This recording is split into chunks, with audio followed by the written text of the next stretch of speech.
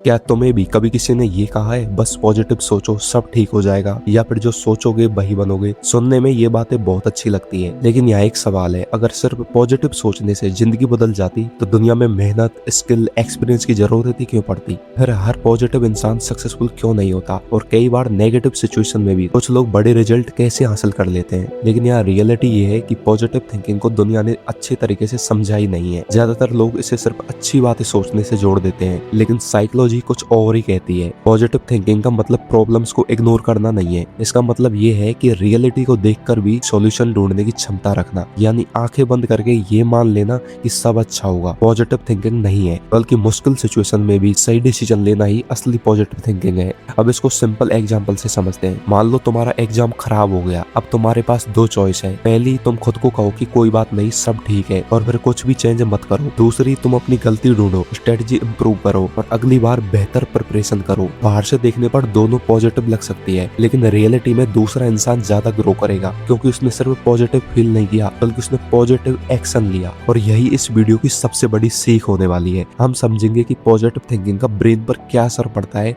और ये कब हमारी सबसे बड़ी ताकत बनती है। क्योंकि सच ये है कि पॉजिटिव थिंकिंग तभी पावरफुल बनती है जब उसके साथ एक्शन, स्किल और कंसिस्टेंसी जुड़ जाए। लेकिन यहाँ एक ऐसी साइकोलॉजी छिपी है जिसे ज्यादातर लोग समझ ही नहीं पाते। पॉजिटिव थिंकिंग कोई मैजिक नहीं है। इसका असली फायदा तब है जब ये तुम्हारे डिसीजन को बदल दे, क्योंकि डिसीजन बदलते हैं तभी रिजल्ट बदलते हैं। इसे एक एग्जांपल से समझाता हूँ। मान लो तुम्हें इंटरव्यू देना है। अगर तुम पहले ही ये सोच लो कि मैं फेल हो जाऊंगा, तो तुम्हारा ब्रेन स्ट्रेस में चला जाएगा, तुम नर्वस हो जाओगे, आसान क्वेश्चन भी कंफ्यूज हो सकते हैं, तुम अपनी पूरी एबिलिटी दिखा ही नहीं पाओगे। लेकिन अगर तुम सोचो कि मैंने अच्छे से प्रिपरेशन की है, मैं अपनी तरफ से बेस्ट दूंगा, तो तुम्हारा ब्रेन ज्यादा शांत रहेगा। इसका मतलब ये नहीं है कि जॉब पक्की मिल जाएगी, लेकिन अच्छा परफॉर्म करने की संभावना जरूर बढ़ जाती है। और यही पॉजिटिव थिंकिंग का असली फायदा है। इससे होता यह है कि जिस बात पर तुम बार बार बिलीव करते हो, धीरे धीरे तुम्हारा बिहेवियर भी उसी के हिसाब से बदलने लगता है। अगर तुम्हें लगता है कि तुम सीख सकते हो, तो तुम कोशिश करोगे। अगर लगता है कि तुम कभी सीख ही नहीं पाओगे, तो तुम शायद शुरुआत ही नहीं कर पाओगे। लेकिन यहाँ एक इम्पोर्टेंट बात है, पॉजिटिव थिंकिंग का असली मतलब ये नहीं है कि हर सिचुएशन में फेक स्माइल रखो या कोई प्रॉब्लम को इग्नोर करो। अगर तुम्हारी स्ट्रेटेजी गलत है, स्किल कमजोर है